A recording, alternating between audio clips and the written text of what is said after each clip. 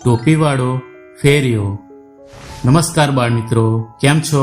મજામાં ને? બાળમિત્રો, આજે આપણે ટોપીવાળો ફેરિયો અને વાંદરાઓની એક વાર્તા જોવાના છે. એ વાર્તાનું શીર્ષક છે ટોપીવાળો ફેરિયો. તો ચાલો જોઈએ. ટોપીવાળો ફેરિયો. કૃષ્ણપુર નામનું એક સુંદર ગામ હતું. એ ગામમાં મોહન નામનો એક ફેરિયો રહેતો હતો. બાળમિત્રો, ફેરિયો એટલે જે ચીજ વસ્તુઓનું વેચાણ કરવા માટે ગામે ગામ અને ગલીએ ગલીએ ફરે. બરાબર?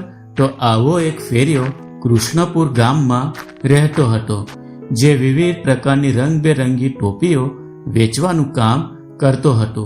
ટોપીઓ વેચીને એ પોતાના ઘરનું ગુજરાન ચલાવતો હતો.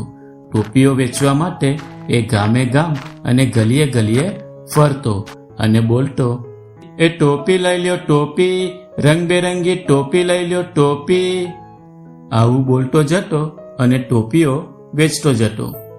એક દિવસ એ ટોપીવાળા ફેરિયાએ ટોપીઓ વેચવા માટે દૂરના ગામમાં જવાનું નક્કી કર્યું અને પછી એ ચાલતો ચાલતો નીકળી પડે છે. જે ગામમાં ફેરિયાએ જવાનું નક્કી કર્યું હતું એ ગામ ઘણું દૂર હતું અને રસ્તામાં એક જંગલમાંથી પ્રસાર થવાનું હતું. ફેરિયો તો ચાલતો ચાલતો એ જંગલ સુધી પહોંચી જાય છે. ચાલી ચાલીને ફેરિયો ખૂબ થાકી ગયો હોય છે અને બપોરનો સમય થયો હોય છે. ચાલતા ચાલતા એણે જંગલમાં એક ઘટાદાર ઝાડ જોયું. તેથી ફેરિયાએ વિચાર્યું કે લાવ, આ ઝાડ નીચે થોડો આરામ કરી લઉં. અને પછી એ ફેરિયો ઝાડ નીચે જઈ ટોપીઓનો ઠેલો જમીન પર મૂકી ઝાડના થડ પાસે બેસી જાય છે. ફેરિયો તો ચાલી ચાલીને ખૂબ થાકી ગયો હોય છે અને પછી ઝાડના છાંયડામાં ઠંડો ઠંડો પવન આવતા એ ફેરિયાને ઊંઘ આવી જાય છે અને ફેરિયો તો ઘસઘસાટ ઊંઘવા માંડે છે. ત્યારે કેટલાક વાંદરાઓ કૂદતા કૂદતા એ ઝાડ ઉપર આવી ચડે છે. વાંદરાઓએ ઝાડ નીચે જોયું તો એક ફેરિયો પોતાની ટોપીનો ઠેલો બાજુ પર મૂકી સૂઈ ગયો હતો.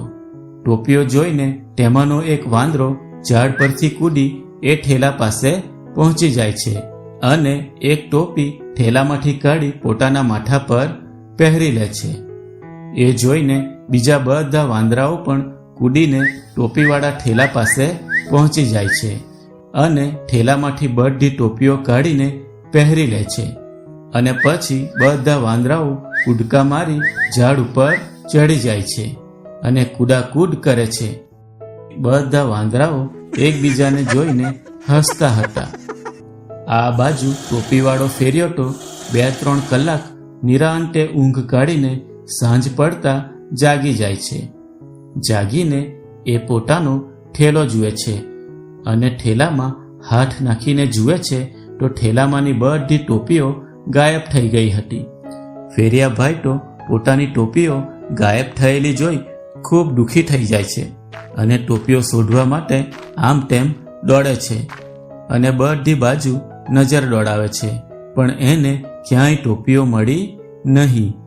ત્યારે ઝાડ ઉપર વાંદરાઓ છલાંગ લગાવતા ફેરિયાની નજર ઉપર ગઈ તો જોયું તો ઝાડ ઉપર બધા વાંદરાઓ હતા અને બધા વાંદરાઓ માથામાં ટોપી પહેરીને મસ્તી કરી રહ્યા હતા.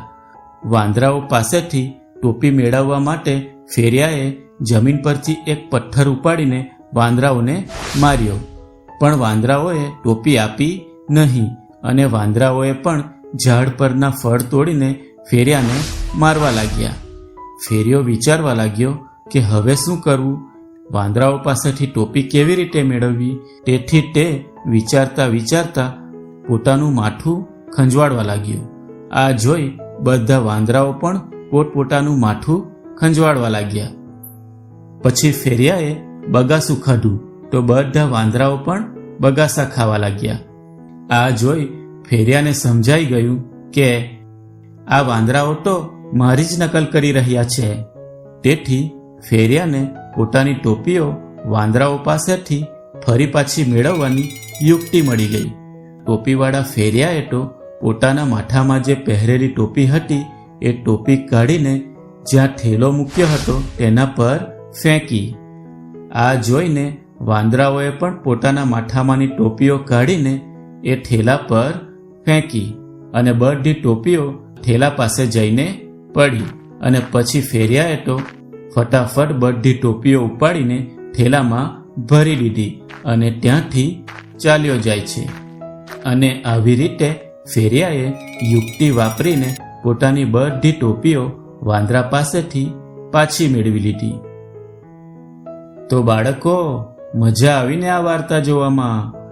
બાળકો, આ વાર્તા ઉપરથી આપણને શીખવા મળે છે કે નકલ કરવામાં પણ અક્કલ હોવી જોઈએ, બરાબર ને? વાંદરાઓએ ફેરિયાની નકલ તો કરી, પણ જ્યારે ફેરિયાએ પોતાની અક્કલનો ઉપયોગ કરી ટોપીઓ ઠેલામાં ફેંકી ત્યારે વાંદરાઓએ અક્કલ વાપરી નહીં અને બધા વાંદરાઓએ ટોપી કાઢીને ઠેલા પર ફેંકી દીધી. અને તેથી ફેરિયાને બધી ટોપીઓ પાછી મળી ગઈ. તેથી નકલ કરવામાં પણ અક્કલ હોવી જોઈએ, બરાબર ને? તો આવજો બાળકો, ફરી મળીશું એક નવી વાર્તા સાથે. આવજો.